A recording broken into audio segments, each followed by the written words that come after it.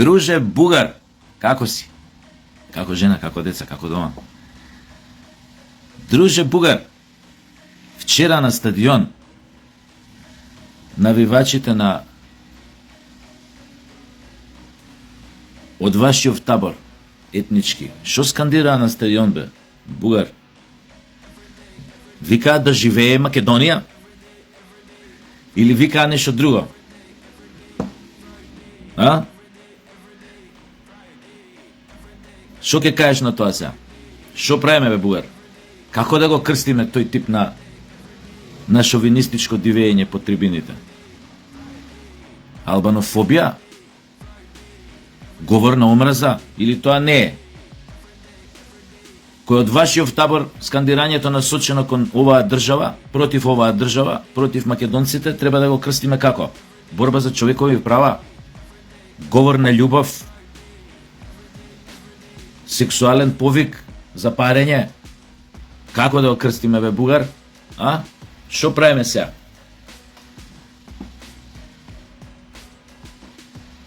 Значи, немој да глумиш болен мајмун. Тие шовинистички испади намерно ги загревате. Со токму ти бугар со твојата риторика. И како по наредба чекаа следен спортски настан, вашиве да ги навредуваат нашиве. Ваше мало да јаде говна против наше мало. И државата треба веднаш да реагира. Ви кажав зошто. Подпалувањето на сите можни омрази во бивша Југославија, на сите можни оние потиснати шовинистички ставови, привремено загасени меѓунационални тензии, национализми, најмногу се одвиваше на спортските терени. Таму се започна, затоа што спортските терени дозволуваат собирање на огромна маса на луѓе кои што може да пратат порака што преку тебе екраните ги стигне до секоја катчи у таа држава, може би и пошироко. Затоа беа спортските терени одбрани како добри подлоги, хранливи подлоги за секој шовинизам, за секој подпирување на меѓунационална омраза и повик за војна. Последниот во низата такви испади инциденти беше на средбата Динамо Звезда во Загреб 91 година. И после тоа практично таа утакмица, тој надправа беше како гонг, означување на почетокот на што се случи само 2-3 месеци подоцна. На тлото на бивша Југославија, знаете како заврши. Со колку крв, со колку жртви во Дејтон.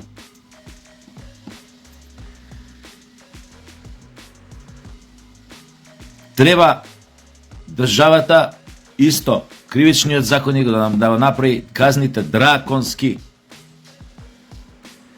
Како во 80-ти години Англија што направи после Хејсел, кога мораше да се справи сериозно со англиските хулигани.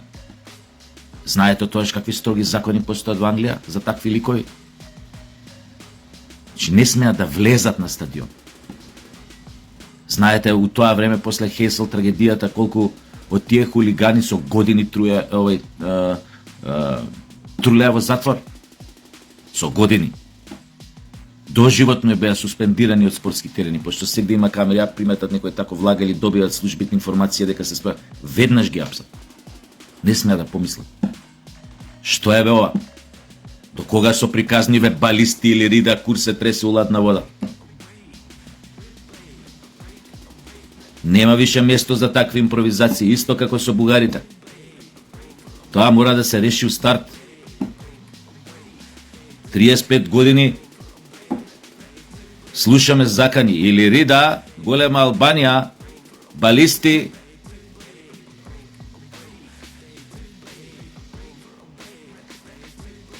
Треба државата да си се ангажира да ги расчисти овие елементи непријателски внатрешни, кои што може да доведат до загрозување на безбедноста на поединци и општо. Внимавајте, значи, Па се дистанцирам. Значи зборам за злоупотребени навивачки групи за политички цели, за предизвикување небезбедност, за пропаганда, за ширење на шовинистички и редантистички идеи. Треба да се рачунаат веднаш да се сметаат како државни непријатели, субверзивни елементи. Таквите треба кривично да одговараат од прв до последен. Ако не ќе ме утре да не се деси голема трагедија на некој спортски настан, мора тоа да го разберете. И да се делува превентивно, веднаш. Мислам дека бев јасен. Втора работа. Оној пореметенион у Бардовци што уби пак човек во психијатриска клиника, наводно се спречкале за легло. Очигледно фалат и легла, јеби. И овој го измасакрирал со шише. Тој е оној тип што пред повеќе од 10 години си ја уби мајката во еден град у Македонија и кој отишол да ја фрла у контейнер, тука биле типови од комуналното и овој носејќи ја мајкава на ушка, овој на префрлена вака, рекол се извинува, може месово тука да го фрлам. Месово. Дали глумел пореметеност? Дали стварно бил пореметен? Изгледа дека некој таква работа да каже, треба стварно да е пореметен. А може играл на картата на пореметеност? Па добро. Овие психијатри, форензичари, психијатриски го прогласиле за непресметлив, го ставили у Бардовци. Но тој Бардовци бил еден вид на кабадахија тамо. Правил што сакал, опасност бил за сите, го знаеле тоа сите и чутеле. Денес на ова време некој таков пореметен, што има еднаш убиено, што се заканал дека многу лесно може пак да убие, што напаѓал тамо, имал инциденти, да го стоиш така, кабадахиски да се понаша, да шета по околина кога му текне, и дојде до ова што дојде.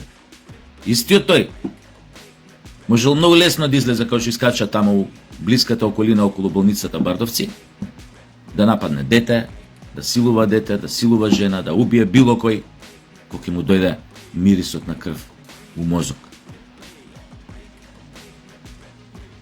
Абе, филмови барем сте гледале, бе, драги психијатри, бе, Ханибал Лектор, бе. Го ставаш у кафес за питбул, но не малце поголемина, за Стафорд, му ставаш корпа на уста. Го врзуеш у лудачка кошула. Како? Човекови права, нешто она не е хумано. Фиксираш, бе, нема тука муа, бе. Како сакаш фиксирај го со синџир, со што сакаш. На сметка на тоа што не е фиксиран, да наебе некој невин живот, дали пациентот тамо, дали сестра, дали доктор. Сте вие, бре, нормални, бе. Не мора ни да го врзувате на овој денешен развој, прогрес на фармацијата. И шуба е комбинација на лекови постојат тамо кај вас. Му дааш 3-4 такви у комбинација. Знаете само што ќе прави откако ќе земе терапијата? Ќе гледа вако една тачка вака од зид, ќе си ги чеша јајцата вака и ќе вика кукурику, кукурику 24 часа. Или може ступор, кататоничен ќе биде 24 часа.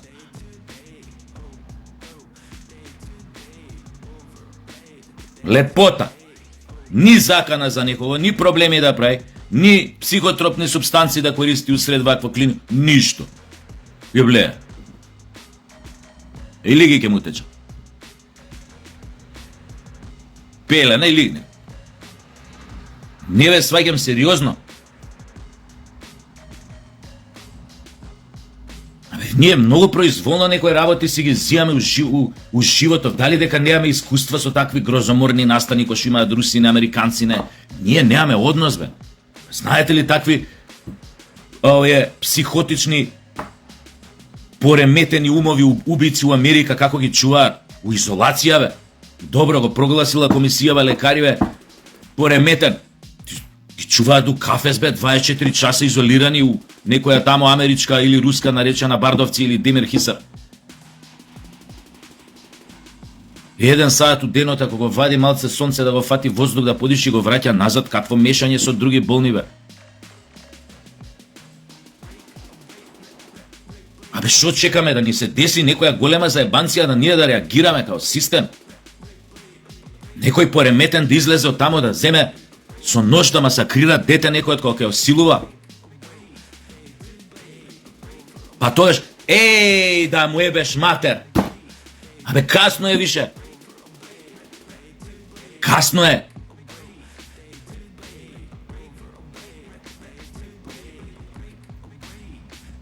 Јас сум бил у Бардовци, у болницата, не као пациент. Сега дали требало да ме задржат, ама не знам, али не сум бил као пациент. Втора година факултет за драмски уметности, имавме часови театарска психологија и патопсихологија, како се викаше предметот у Бардовци. Професор ни беше легендарниот тогашен директор на болницата Предраг Кировски. Људина, господин човек. Идевме тамо, тој предмет и го полагавме, идевме, разговаравме тамо за, со разни типови на диагнози на пациенти. У канцеларијата на Кировски ни беа часовите, директорската канцеларија, тука и доаѓа луѓето за интервју, за разговор, значи сме седеле, сме разговарале со тешки шизофреничари, со манично депресивни луѓе, со не знам, луѓе со разни пореметувања, со не знам, пореметување на сексуален нагон, нимфоманија, сатиријазми, такви натаму, така се вика, јеби. Сатиријазам, така се викаше. Значи има све, цел диапазон на диагнози. И сме разговарале.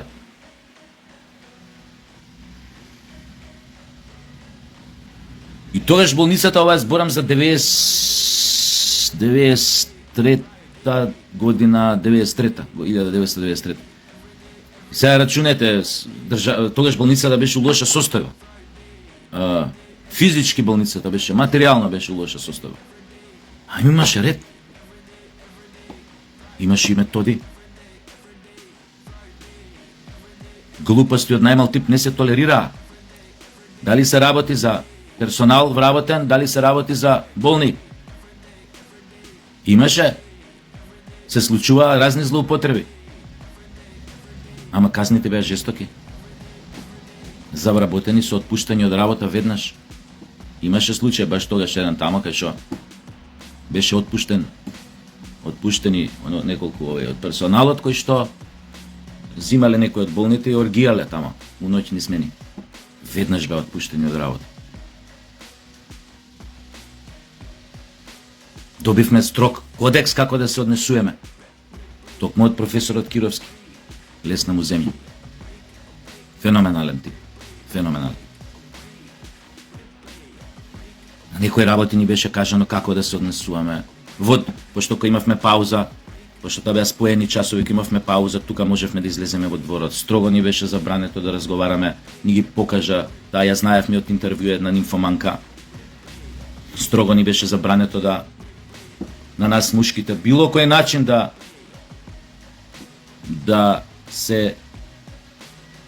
бидеме изманипулирани, да останеме на само со неа. Или, anyway, дека може да биде многу опасно таква ситуација. За жените исто им, за колешките исто им беше кажано некои работи како да се однесуваат, што да направат од една прилика, додека сме тука на одмор, нешто у двор, некоја поима нема оти да у WC или да не оди сама и тна.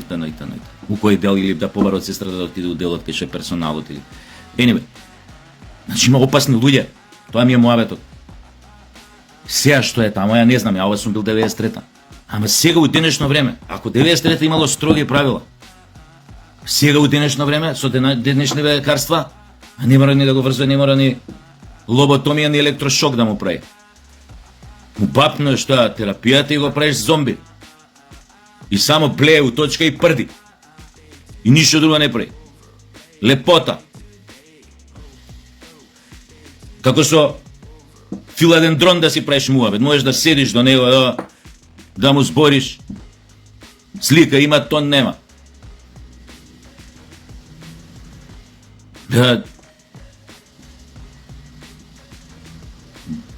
Мораме да стекнеме свесност за сите опасни индивидуи, групи затоа го поврзав ова со првиот дел од приказната.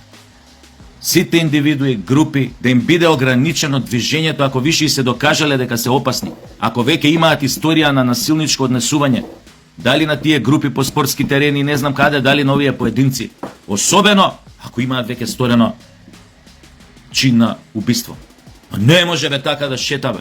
Или ако имаат сторено, да кажеме, полов напад на дете. А мене коса на глава ми се дигнало, да не ви кажем за случај. Тип осуден за напад полов на неполнолетна особа, пред години зборам, пуштен одлежал пуштен од затвор, после неколку дена напаѓа тамо кај Олимпико, оној трговскиот у гаражата доле девојче, го силува, девојчето едва остана живот. 2-3 дена се бореше за живот, едва и остана живот. Што треба со него да направиш? Што пак да го осудиш на 15 утре или на 15 години, вторава казна, првата не знам колку одлежа, од 4-5. Па да го пуштиш на улица, следниот пут да масакрира некој девојче. Ај, мора да ги решиме овие работи, бе. Или ко сега една професорка од Карев пред некоја година што фати педофил еден тука. Благодарение на неа полицијата го откри педофилот. Да, втората казна го осудија 15 години. Осуден, пуштен на пуштен од затвора, ама условната уште му течела. И овде и после се открија не само манијачел овде девојчиња умало, тогаш тука беа и моите деца играа у тој дел, ова беше значи пред неколку години, пред 10 години. Не само тука имал инциденти и во Охрид кога бил на одмор некој и не знам каде на друго место беше Лептокарија еден инцидент. Млад дечко да го видите на слика, речете овој манијак педофил, јо, така симпатичен, млад. И вториот пут го осудија, мислам, на 15 години. Тој, у моментот кога го осудија, сега на 15 имаше 32. За 15 години ќе има 47. Па треба на улица да излезе со 47 години у пуна сила. Тоа нема враќање назад. Од тоа пореметување ти не можеш да му го исправиш. Таа фабричка грешка. Па на улица ќе дојде. Како така на улица? Па да шета слободно.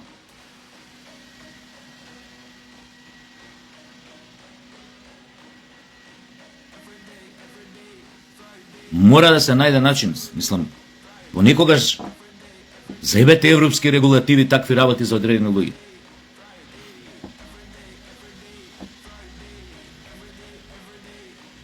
Мора да најдеме да се разбудиме у поглед на некои работи док е време. После касно е кога ќе се случат. Видовте дека све што порано беше Америка, тамо далеко, преку барата, овде доаѓа.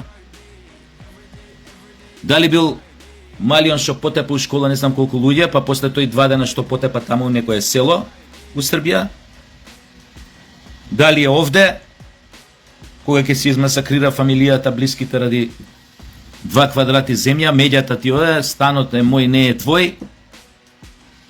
Не е веќе овој истиот светот пред 50 години. Мора свесни сите да станеме за тоа. И да се делува превентивно, брзо, брутално. Законите да бидат такви. Вториот пут педофил никогаш да не излезе од затвор. Повторување на делото. Ако више не може од првиот пут да му ебеш мајката, ајде, втор пут го повторил делото, ова, готово више, немаш он 15 години да добива. Не бе, доживотен затвор, крај. За него е завршен социјален живот. Живот на слободна индивидуа. Или овој пореметениот може да го фрла месово тука у контейнер, а мајка му ја носи. Не треба да излезе више, бе, како не разбирате? Не урачунив. Од безвезе може да нападне. Најобичен поздрав, нечи упатен кон него, може да го свати параноично као закана и да го нападне човекот, а му рекол добар ден, како да ви кажам.